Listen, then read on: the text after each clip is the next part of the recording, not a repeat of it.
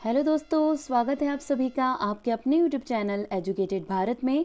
दोस्तों, आज हम फिज़िक्स के टॉप 100 वन लाइनर क्वेश्चंस देखने वाले हैं जो मोस्ट इम्पॉर्टेंट है आपके अपकमिंग एग्जाम्स के लिए। तो प्लीज़ वीडियो को एंड तक ज़रूर देखिए। वीडियो पसंद आए तो लाइक ज़रूर कीजिए, इसे ज़्यादा से ज़्यादा शेयर कीजिए। दोस्तों, अगर अभी तक चैनल को सब्सक्राइब नहीं किया है तो प्लीज़ चैनल को सब्सक्राइब ज़रूर कर लीजिए और बेल आइकन ज़रूर प्रेस करिए ताकि आगे भी आपको ऐसे ही इंपॉर्टेंट वीडियोज़ मिलते रहें। इस वीडियो का PDF आपको हमारे टेलीग्राम चैनल पर मिल जाएगा, लिंक डिस्क्रिप्शन में दिया हुआ है, वहाँ से टेलीग्राम चैनल को ज्वाइन कर लीजिए। चलिए स्टार्ट करते हैं। फर्स्ट क्वेश्चन है, अल्फा कण के 2 इकाई धन आवेश होते हैं, इसका द्रव्यमान लगभग बराबर होता है। किसके बराबर होता है ये बताना है। करेक्ट आंसर हो जाएगा हीलियम के एक परमाणु के बराबर होता है अल्फा कण का द्रव्यमान। नेक्स्ट है, कोबाल्ट 60 आमतौर पर विकिरण चिकित्सा में प्रयुक्त होता है क्योंकि यह उत्सर्जित करता है। तो करेक्ट आंसर होगा गामा किरणें। ये क्या उत्सर्जित करता है? गामा किरणें उत्सर्जित करता है। परमाणु के नाभिक में होते हैं तो क्या प्रेजेंट होते हैं? प्रोटॉन और न्यूट्रॉन। परमाणु जो एटम होता है उसके नाभिक के अंदर प्रोटॉन और न्यूट्रॉन प्रेजेंट होते हैं। न्यूट्रॉन की खोज किसने की थी? तो चैडविक के द्वारा। ठीक है, किसके द्वारा? चैडविक के द्वारा 1932 में न्यूट्रॉन की खोज की गई है। लेज़र बीम सदा होती है तो करेक्ट आंसर होगा अपसारी बीम। कैसी होती है? अपसारी बीम लेज़र बीम होती है। प्रकाश किरण पुंज जो अत्यंत दिशिक होते हो कहलाती है। करेक्ट आंसर हो जाएगा लेज़र। ठीक है, क्या? प्रकाश पुंज जो अत्यंत दिशिक होती है वो लेज़र कहलाती है। परमाणु में प्रोटॉन रहते हैं तो नाभिक के भीतर। परमाणु में प्रोटॉन कहाँ रहते हैं? नाभिक के भीतर। इलेक्ट्रॉन वहन करता है 1 यूनिट ऋणावेश। ठीक है, इलेक्ट्रॉन में क्या होता है? ऋणावेश। तो 1 यूनिट ऋणावेश इलेक्ट्रॉन वहन करता है। समस्थानिक परमाणुओं में प्रोटॉनों की संख्या समान होती है। ठीक है, आइसोटोप्स जो होते हैं उनमें प्रोटॉनों की संख्या कैसी होती है? समान होती है। फिर है, समस्थानिक होते हैं किसी एक तत्व के परमाणु जिनका परमाणु भार भिन्न भिन्न किंतु परमाणु क्रमांक समान होता है, वो समस्थानिक या आइसोटोप्स कहलाते हैं। यदि किसी ऐनक के लेंस का पावर +2 डायोप्टर है तो इसके फोकस की दूरी क्या होगी? तो फोकस की दूरी होगी 50 सेंटीमीटर। प्रकाश में 7 रंग होते हैं, रंगों को अलग करने का क्या तरीका है? करेक्ट आंसर होगा फिल्टर से रंगों को अलग किया जा सकता है। आगे देखते हैं। लाल कांच को अधिक ताप पर गर्म करने पर वह दिखाई देगा। तो करेक्ट आंसर हो जाएगा हरा। ठीक है, लाल कांच को अगर अधिक टेम्परेचर पर गर्म करते हैं तो वो कैसा दिखाई देता है? हरा। प्रकाश का रंग निश्चित किया जाता है तो सही आंसर हो जाएगा तरंगदैर्घ्य या वेवलेंथ के द्वारा प्रकाश का रंग निश्चित किया जाता है। सूर्य की किरणों में कितने रंग होते हैं? सही आंसर हो जाएगा 7। ठीक है, जो सूर्य सनलाइट होती है उसमें 7 रंग होते हैं। यदि वायुमंडल ना हो तो पृथ्वी से आकाश किस रंग का दिखाई देगा? सही आंसर हो जाएगा काला। ठीक है, यदि वायुमंडल नहीं होगा तो पृथ्वी से आकाश का रंग दिखाई देगा काला। फोटोग्राफी में मुख्य रंग कौन से हैं? मोस्ट इंपॉर्टेंट क्वेश्चन है। करेक्ट आंसर हो जाएगा लाल, नीला, हरा। ये फोटोग्राफी के मुख्य रंग हैं।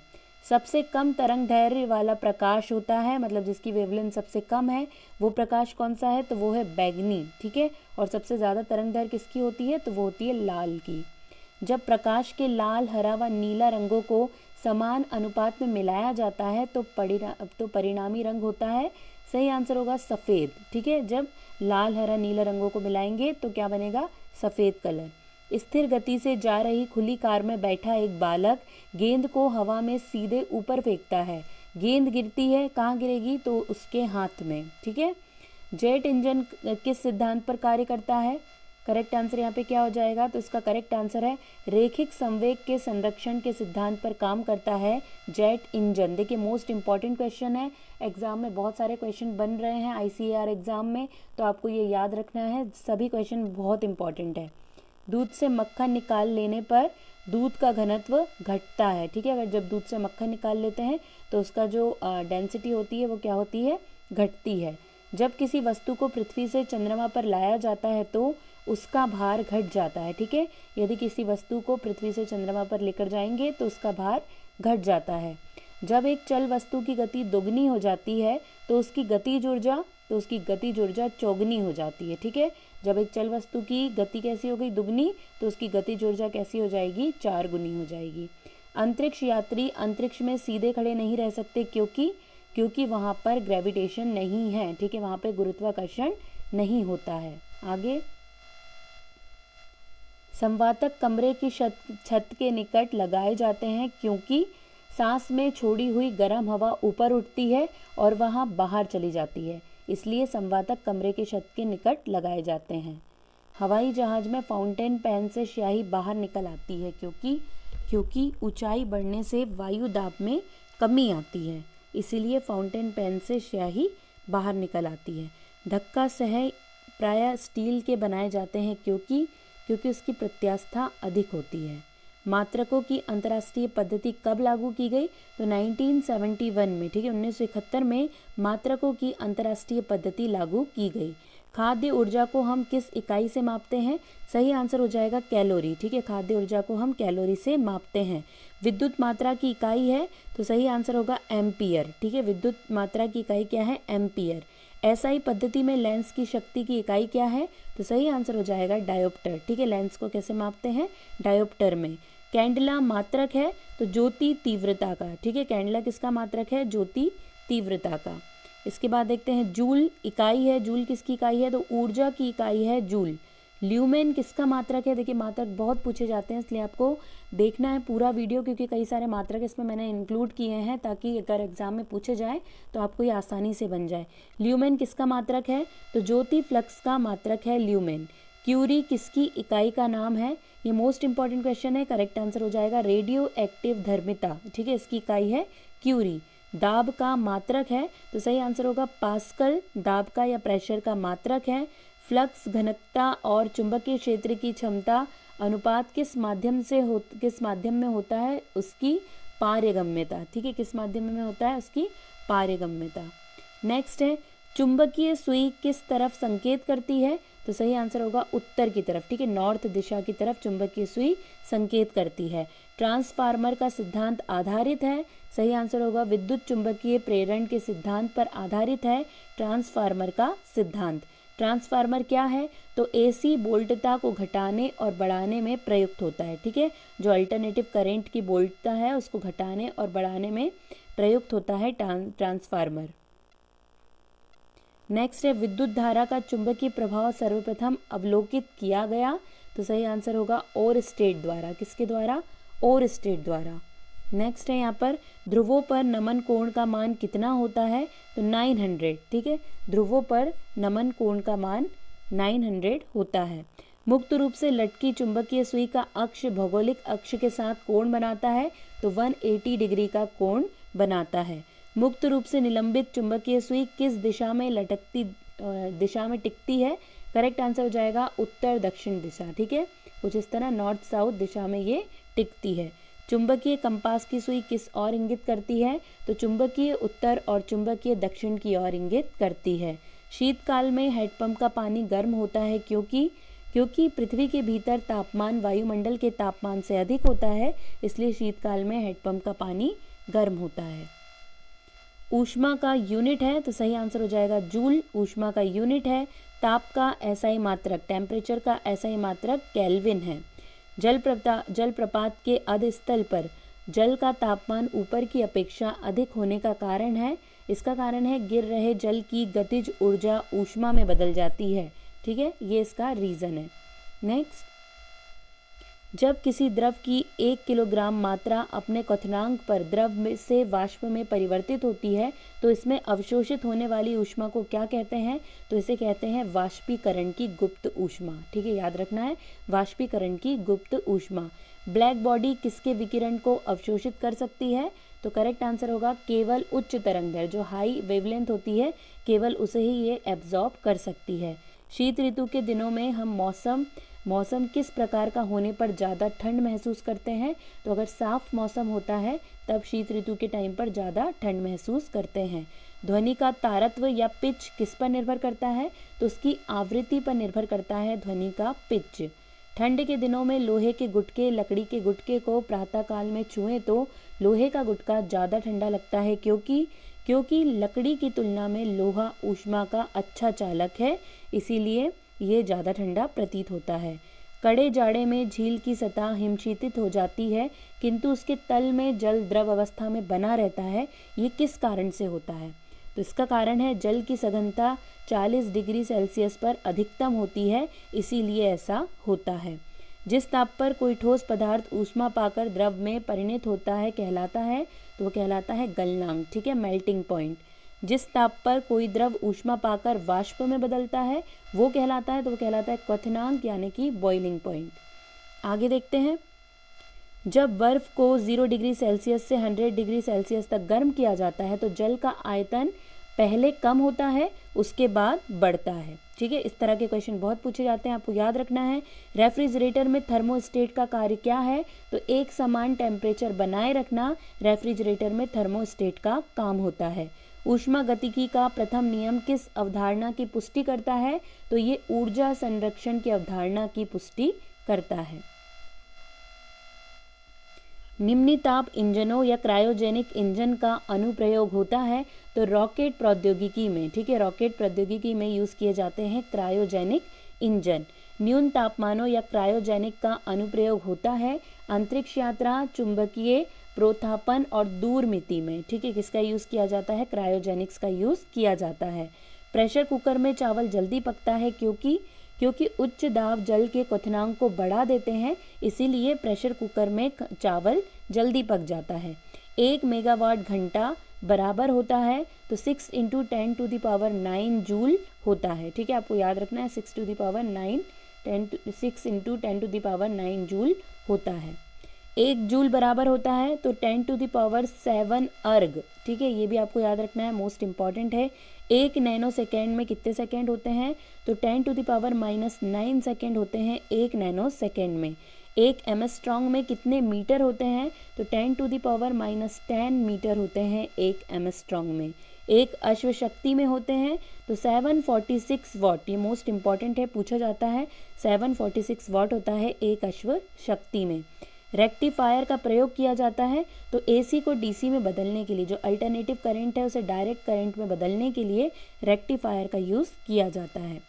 इसके बाद है इलेक्ट्रॉनिक कंप्यूटर का आविष्कार किसने किया? तो डॉक्टर एलन एम ट्यूरिंग के द्वारा इलेक्ट्रॉनिक कंप्यूटर का आविष्कार किया गया है। थर्मोस्टेट का प्रयोजन क्या है? तो तापमान को स्थिर बनाए रखना, ये काम है किसका? थर्मोस्टेट का।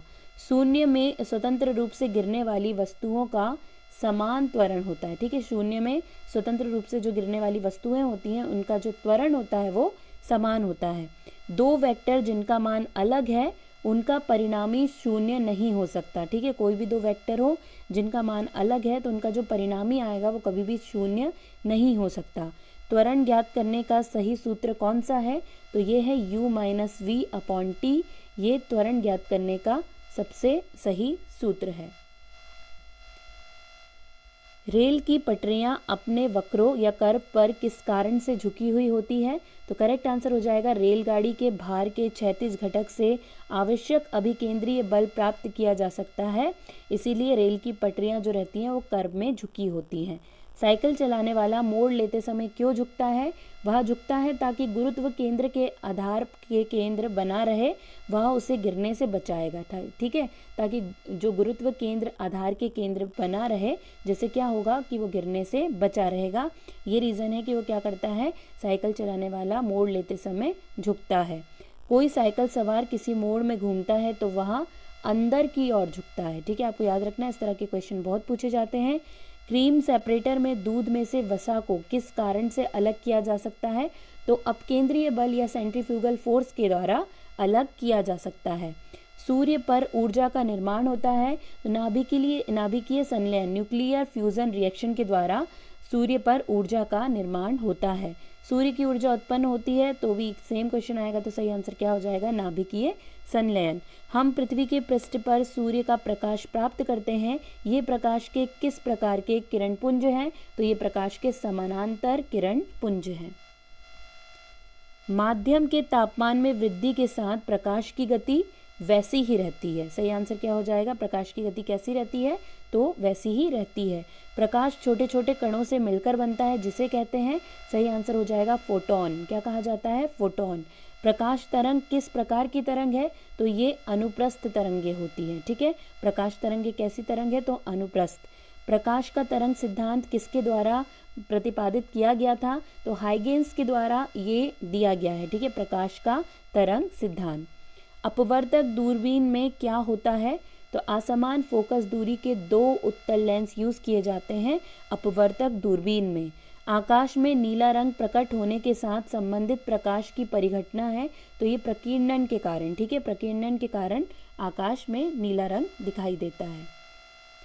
जब प्रकाश किरण एक माध्यम से दूसरे माध्यम में जाती है तो उसकी आवृत्ति समान बनी रहती है। ठीक है, याद रखना है, सही आंसर क्या होगा, जब एक माध्यम से दूसरे माध्यम में प्रकाश किरण जाती है तो उसकी आवृत्ति समान बनी रहती है।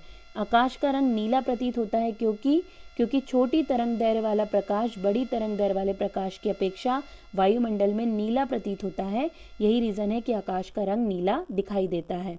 किस गुणधर्म के कारण पानी से भरे बर्तन में डुबोई गई छड़ी मुड़ी हुई प्रतीत होती है, तो ये अपवर्तन के कारण होता है। ठीक है, किसके कारण होता है, अपवर्तन के कारण। हमें वास्तविक सूर्योदय से कुछ मिनट पूर्व ही सूर्य दिखाई देने का कारण है, तो प्रकाश का अपवर्तन इसका मेन कारण है। देखिए यहाँ के सभी क्वेश्चन मोस्ट इंपॉर्टेंट है, कई बार पूछे गए हैं और सिर्फ ICAR एग्जाम में नहीं और भी कई सारे एग्जाम्स में ये क्वेश्चन पूछे जाते हैं, इसलिए मोस्ट इंपॉर्टेंट वीडियो है, पूरा देखिए। यदि साबुन के 2 भिन्न भिन्न व्यास के बुलबुले को एक नली द्वारा एक दूसरे के संपर्क में लाया जाए तो क्या घटित होगा, तो छोटा बुलबुला और बड़ा बुलबुला, छोटा बुलबुला और छोटा और बड़ा बुलबुला और बड़ा हो जाएगा, ये फर्क पड़ेगा।